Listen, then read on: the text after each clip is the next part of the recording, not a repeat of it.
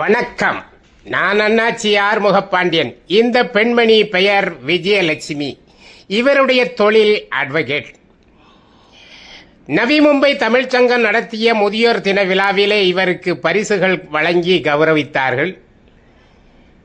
அதற்கு காரணம் அவருக்கு வயது 55 வயதுக்கு மேல் இருக்கக்கூடும்.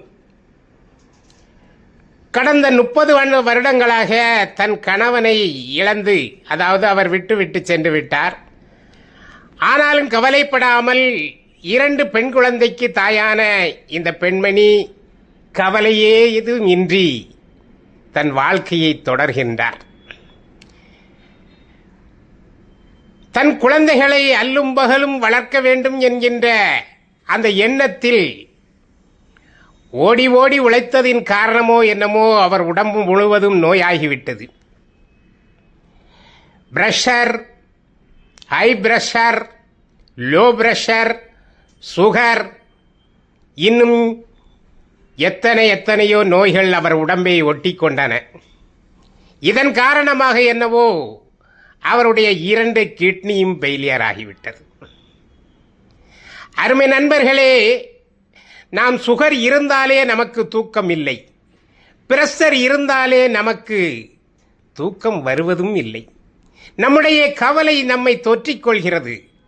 ஆனால் பிரஷர் இருக்கின்றது, லோ பிரஷர் இருக்கின்றது, சுகர் இருக்கின்றது, 2 கிட்னியும் ஃபெயிலியர் ஆகிவிட்டது.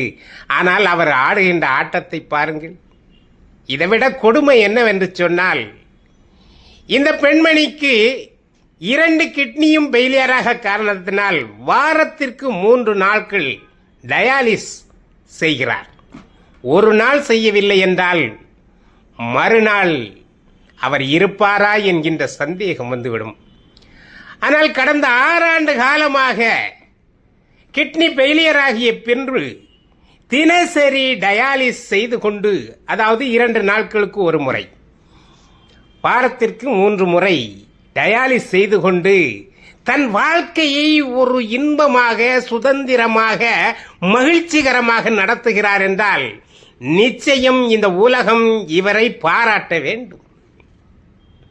இந்த முதியோர் தின விழாவிலே வந்து கொண்டு முதலிலே தன்னுடைய சோகங்கதை சொல்லாமல் ஆடி பாடி முடிந்த பிறகு அவர்கள் சொல்லுகின்றார்கள், அவரை அறிமுகப்படுத்திய அந்த தமிழ்ச்சங்க நிர்வாகி சொல்கின்றார்கள், இவருக்கு 2 கிட்னியும் ஃபெயிலியர், காலையில் டயாலிஸ் செய்துவிட்டு தான் வந்திருக்கின்றார், இங்கு வந்து ஆட்டம் போடுகிறார் என்றபோதுதான் அந்த கூட்டம் அப்படியே நிசப்தத்தில் ஆழ்ந்தது. அனைவர் கண்களிலும் இவர் கதை கேட்டு கண்ணீர் பெருகியது. தலைவலி என்றாலோ உடல்வலி என்றாலோ நாம் மாய்ந்து போகிறோம். கவலை அடைந்து மேலும் மேலும் கவலைகள் நம்மை தொற்றிக்கொள்கிறது. இந்த உலகத்தில் நாம் ஏன் பிறந்தோம் என்று கவலை நம்மை அப்பிக்கொள்கிறது. வாழ்க்கை நமக்கு தேவைதானா என்று சிந்திக்க வைக்கிறது. இதனாலே நாம் இருந்த இடத்தை விட்டு எழுந்திருக்க முடியாத ஒரு நடைபிணமாக மாறிவிடுகிறோம். ஆனால் 2 கிட்னி ஃபெயிலியர் ஆகிய ஒரு பெண், 2 பெண் குழந்தைக்கு தாயான ஒரு பெண், வாரத்திற்கு 3 நாட்கள் டயாலிஸ் செய்து கொண்டிருக்கின்ற ஒரு பெண் இங்கே மகிழ்வாக இருக்கிறார். மெதுவாக கேட்டேன் அவரிடத்திலே, உண்மையை சொல்லுங்கள், நீங்கள் டயாலிஸ் செய்து கொள்கின்றீர்களா என்று.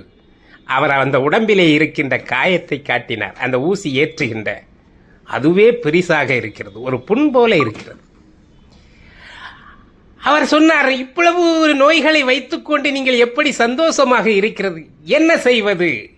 வாழ்க்கை நமக்கு இதுதான் என்று ஆண்டவன் படைத்து விட்டான். இறைவன் படைப்பில் ஏதோ ஒரு மர்மம் இருக்கும். என் வாழ்க்கையிலும் ஏதோ ஒன்றை வைத்து என்னை காய் நகர்த்தி கொண்டே இருக்கின்றார். அதற்காக நான் கவலைப்படுவேன் என்று சொன்னால், பிரஷர் இருக்கிறதே என்று கவலைப்பட்டால் இன்னும் அதிகமான பிரஷர் வந்துவிடும். சுகர் இருக்கிறதே என்று கவலைப்பட்டால் இன்னும் நான் தளர்ந்து போவேன். ஆனால் நான் எதற்கும் கலங்கவே இல்லை. இன்றைக்கு இருக்கின்றேனே இதுவே எனக்கு சாதனை என்று சொல்கிறார் அந்த பெண்மணி. நாளைக்கு இருந்தால் சந்தோஷம் என்று சொல்லுகிறார் அந்த பெண்மணி. ஒரு நாள் டயாலிஸ் செய்யவில்லை என்றால் மறுநாள் இருப்பாரா என்று கேள்விக்குறி இருக்கின்ற இந்த தருணத்திலும் கூட நூற்றுக்கணக்கான முதியோர்கள் வந்திருந்த அந்த சபையிலே நின்று கொண்டு அவர் ஆடிய ஆட்டமும் பாடிய பாட்டும் கேட்ட பிறகு வாழ்க்கையில் எல்லோரும் வாழ வேண்டும் என்கின்ற ஒரு நம்பிக்கை எழுகிறது.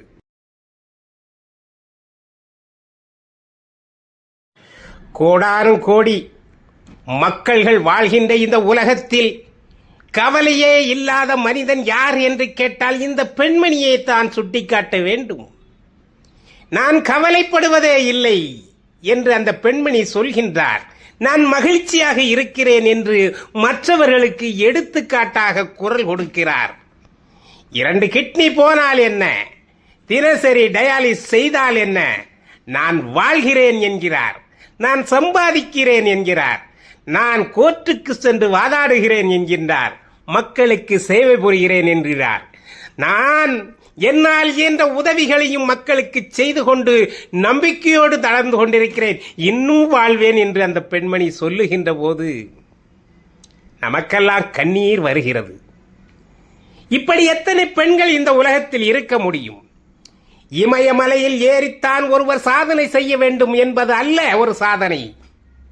வாழ்க்கையில் இருக்கின்ற கவலைகளை கஷ்டங்களை தாங்கிக் கொண்டு மகிழ்ச்சியாக வாழ்கின்றவன் எவனாக இருந்தாலும் அவன் சாதனையாளனே. அந்த பெண் சாதனையான பெண் தான். அந்த பெண் இன்னும் மகிழ்ச்சியாக இருக்க வேண்டும் என்றுதான் நாம் நினைக்கின்றோம். இன்னும் சந்தோஷமாக இருக்க வேண்டும். அந்த டயாலிசிஸின் அளவு குறைந்து அவர்கள் வாழ்க்கையில் அந்த நோய் நொடிகளில் இருந்து அவர்கள் கொஞ்சம் கொஞ்சமாக விடுபட்டு சுகாதார முன்னேற்றம் அவர்களுக்கு கிடைக்க வேண்டும் என்று ஒவ்வொருவரும் நினைக்கின்ற அளவிற்கு அந்த நிகழ்ச்சியிலே அவர்கள் நடந்து கொண்டது விதம் கவலையே இல்லை, துளி கூட கவலை இல்லை.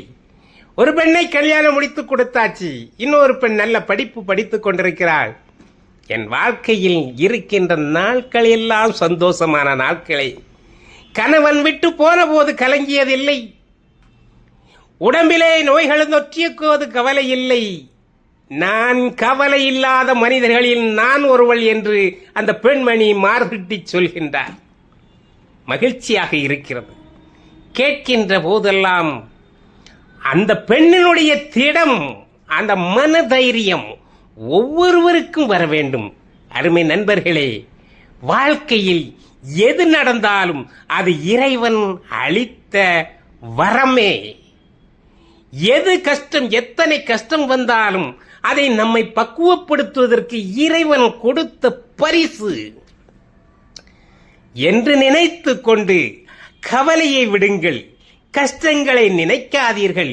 இருக்கின்ற நாட்களை எண்ணி எப்போதும் மகிழ்ச்சியாக இருங்கள், சந்தோஷமாக இருங்கள். இருக்க முடியாதுதான், ஆனால் இது போன்ற பெண்மணிகளை பார்க்கின்ற போது அந்த தைரியம் உங்களுக்கும் வர வேண்டும். வாழ்க்கையிலே ஒவ்வொரு மனிதனுக்கும் ஒவ்வொரு கஷ்டங்கள் இருந்து கொண்டுதான் இருக்கும். ஆனால் அத்தனை கஷ்டங்களை விட இந்த பெண்ணுக்கு ஏராளமான கஷ்டம். உடம்பிலே பூரா நோய், 2 கிட்னி இல்லை, ஆனாலும் சந்தோஷமாக வாழ்கிறேன் என்று சொல்கின்றார்களே, இதைவிட ஒரு பெரிய சாதனை என்ன இருக்க முடியும்? இதைவிட வாழ்வதற்கு எடுத்துக்காட்டாக வேறு எந்த பெண்மணியை தேர்ந்தெடுக்க முடியும்?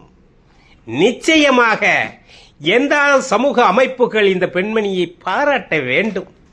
ஏனென்றால் மற்றவர்களுக்கு எடுத்துக்காட்டாக கவலைகளை மறப்பதற்கு, துன்பங்களை மறப்பதற்கு, துயரங்களை மறப்பதற்கு இந்த பெண்மணியை நீங்கள் எடுத்துக்காட்டாக எந்த சபையிலும் சொல்லலாம். துணை இல்லாமல் வாழ முடியும் என்றும், நோய் இருந்தாலும் வாழ முடியும் என்றும், எவ்வளவு சுமைகள் இருந்தாலும் அதையும் தவிர்த்துவிட்டு நலமாக வாழ முடியும் என்பதற்கு இந்த பெண்ணே எடுத்துக்காட்டு. ஆகவே அருமை நண்பர்களே, இந்த பெண்ணை நாம் வாழ்த்துவோம். இன்னும் நீண்ட ஆண்டு காலமாக, 100 ஆண்டு காலம் இவர்கள் நோயில் இருந்து விடுபட்டு வாழ வேண்டும் என்பதுதான் நம் ஆசை. மற்ற பெண்களுக்கு இந்த பெண் எடுத்துக்காட்டு. பெண்களுக்கு மட்டுமல்ல, இந்த உலகத்திலே வாழ்கின்ற மனிதர்கள் அத்தனை பேர்களுக்கும் இந்த பெண் எடுத்துக்காட்டான பெண், வாழ்க்கையில் வெற்றி கண்ட பெண். நோய் இருந்தாலும் மகிழ்ச்சியாக வாழ்கின்ற எவனோ அவனே வெற்றி. கஷ்டங்கள் எவ்வளவு இருந்தாலும், துயரங்கள் எவ்வளவு இருந்தாலும், துன்பங்கள் எவ்வளவு இருந்தாலும் அவைகளை எல்லாம் தனக்கு சாதகமாக்கி